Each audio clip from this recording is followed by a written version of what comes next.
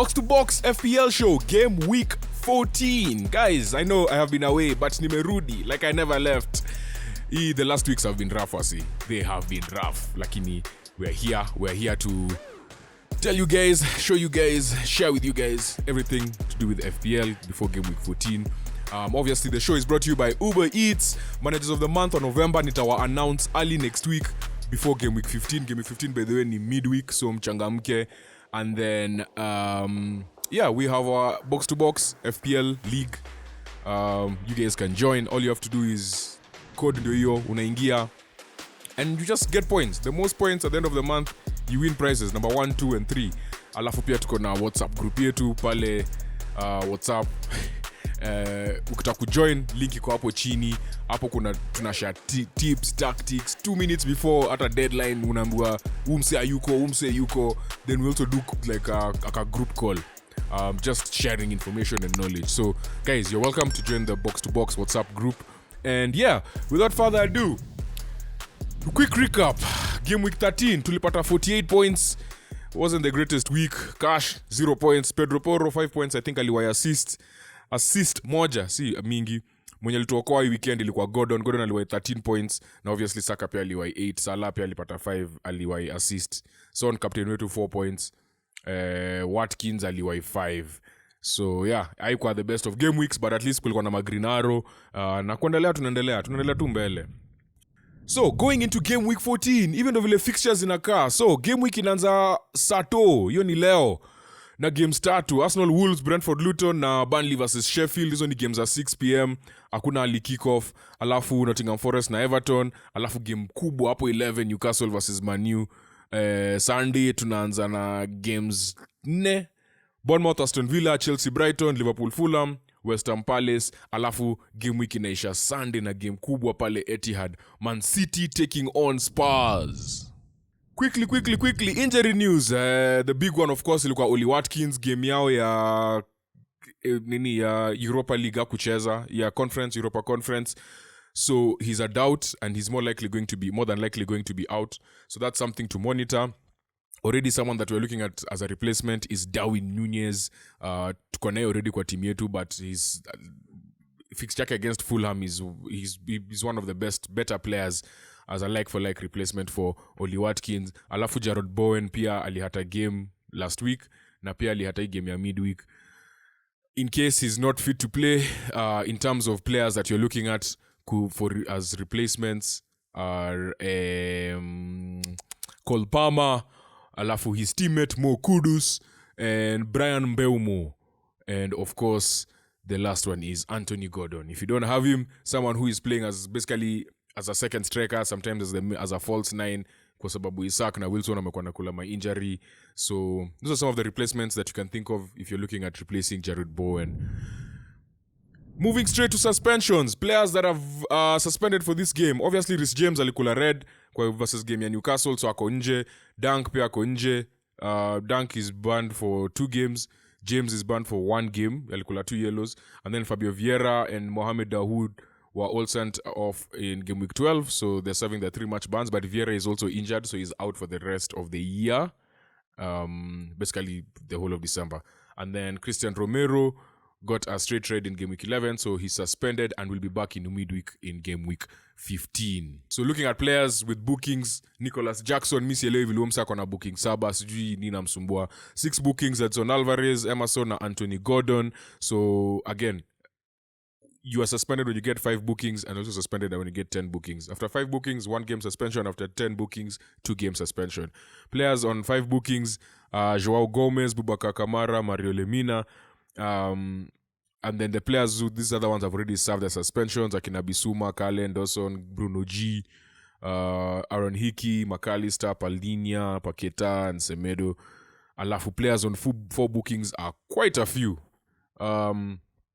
Aitnuri, Aye, Jordan, the 2 Jordans, Ayew and Bear, Bissouma, Brathwaite, Matikash, Kukurea, Dinya, Dunk, Dukure, Bruno Fernandes, Jack Grealish, Kai Havertz ako na 4, wow. Issa Kabore, Tom Lockyer, Longstaff, Douglas Luiz, someone who's very popular on FPL. So if you're trying to get him in, kuwa careful. Mangala, Nakamba, Norwood, Nogard, Robinson, Anthony wa Fulham, Jack Robinson, Rodri, Ibrahim Sangare, Raheem Sterling, Kieran Trippier, and Asili Young. Those are the players on 4 bookings. Clean sheet odds, game week 14. The team with the best odds for a clean sheet is Arsenal, who are playing Wolves at the Emirates. In second place is Liverpool against Fulham. So Liverpool have 48% chance. Man City 44% chance against Spurs. That is actually quite high. Brentford 45% against Luton. Alafu, Chelsea and West Ham tied, and Newcastle as well tied on 36. And then, out of all those teams that are more likely to score more than 2 goals or 2 or more goals, ni Liverpool na Man City at 55%. Then Arsenal in following up with a 44% chance to score 2 or more goals. And then Chelsea and Brentford 36%. So those 5 teams are the ones that have a high chance of scoring 2+ goals. That's Arsenal, Brentford, Chelsea, Liverpool, and Manchester City. You want some chapati? Captain picks for game week 14.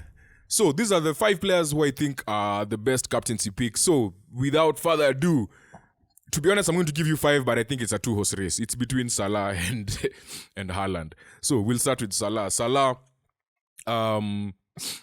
is playing Fulham. Fulham is one of those teams that concedes. They're conceding chances. They're conceding shots, but they're conceding more like quality chances against opposition, right? And the 2 places where they really concede chances is through the middle and on their left, which is exactly where Nunez and Salah play. So this is a fixture that's going to be good for the 2 of them. You only Nunez and Salah.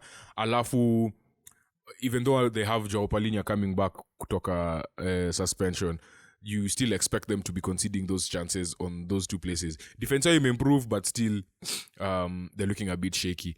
As for Liverpool, they're the team with the highest XG over the season. Like they're just a solid team. Na counter-attack I think the way Liverpool play is the one way that Fulham cannot defend. You know, playing at pace, coming at them from the 2 places, midfield, through the middle and through their left. That's Liverpool's right, where Salah plays.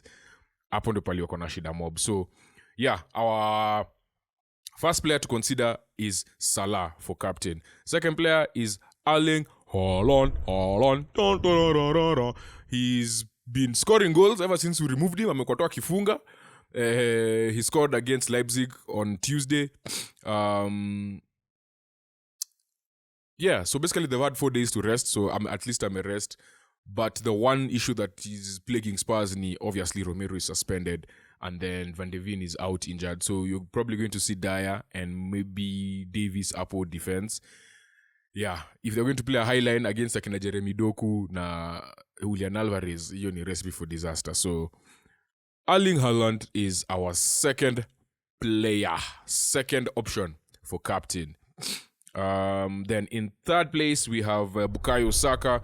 Bukayo has a game against Wolves last season. Arsenal beat Wolves 5-0 at the Emirates. I don't think it'll be that crazy. He had a really good game on Wednesday against Lens. The one thing about Arsenal this season is the beginning of the season as compared to last season, they're not as potent. So they're much more reserved and don't give away too many counter-attacking opportunities to the opposition. So it has really, the attack has gone down. And the other reason why Saka is not high on this list, your captain, ni his shot ratio or his shot rate. Like he's not shooting as much at goal. So him not shooting that much. Also, he's being double teamed a lot. Like they're really and I think bado haja figure out Vizuri. He's on the verge. He's still getting assist here and there, getting a goal here and there. But it's going to be a tricky fixture but a tricky few months until he figures it out. Wolves have only kept 1 clean sheet so far, so expect them to concede. And then the other thing about Wolves is that they leave that left side of theirs really open, just like Fulham. So those are the 2 reasons why we have Saka here, but also the reduced amount of shots at goal is another reason why we don't have him higher on the list. Then in 4th place, we have Brian Mbeumo, who I think moves up in place of the person in 5th place because of injury to that person. So tutaingia hapo tu sahi. Mbeumo akona fixture against Luton Luton is the worst team in the league, conceded the most goals, the highest the XG conceded. Like kila kitu tu is just, they're the whipping boys. They're yet to keep a clean sheet the entire season. Like this is their thing. Everyone who's played on Luton's against them on the left side, again a third team in this list where the left side is just an issue, have hauled. They've either assisted or goal scored. Every single team. So you wing your left ni kunoma. So yeah, I think for me this is an easy one. Also Brentford, the main man is Mbeumo, is on set piece duty, on penalties. So yeah, he's a very strong option for captain for game week 14. Then in last place is Oli Watkins. I think Watkins will have been higher, only that he's a risk for this weekend in terms of injury, so we don't know if he's going to play. The one thing about Bournemouth is that they've considered the third most goals in the league this season. That's 28, and they commit a lot on the attack. So someone who can really gain from this counter-attacking. The two people I thought were going to benefit from this counter-attacking is Musa Diaby and Oli Watkins. So, but if Watkins doesn't play, then yeah, it's yeah, it is what it is. But yeah, in fifth place, our captain pick is Oli Watkins. So with all of that being said, our team for game week 14, we have had to make 2 subs. Tulikuwa na 2 free transfers. Kama kawaida wase tulisema our goal is to get a maximum of -8 the entire season. We're not getting more than -8. So that means that's 40 transfers in 38 game weeks. We've already used 1, so we're at -4. Alisson is injured, hamstring injury, expected to miss at least the next 3 game weeks. So Kelleher comes in goal. Turner has been benched recently, so there's actually no value in having him. So we have Kelleher in goal, and therefore tuko na Saliba hapo nyuma, ameingilia Matikash. So hizo ndo sub mbili tumemake. Alafu Vardiol na Shaw anaanza. The person I really wanted in our team is Tino Livramento, but I think I don't want to miss out on that Arsenal defense.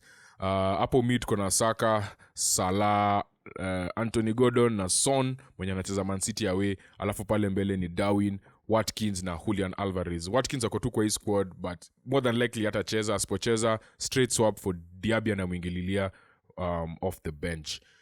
And our captain for this week is none other than Mo Salah. For all those things that I mentioned earlier, Fulham have a weak middle. They have a weak left side. They concede a lot of shots, but concede even more big chances, and expect both Salah and Darwin to get opportunities to get on the score sheet. And yeah, that is our team. That is our captain. That is our show, Box to Box FPL show game week 14, brought to you by Uber Eats. Join our league if you want to join. Again, I will be naming the winners for November. Our Uber Eats FPL managers of the month for November. Your video now drop soon. Join our Box to Box WhatsApp group here. Wase hapo kuna everything that goes on, banta nini kila kitu. And with that being said, tupatane game week 15 on Tuesday.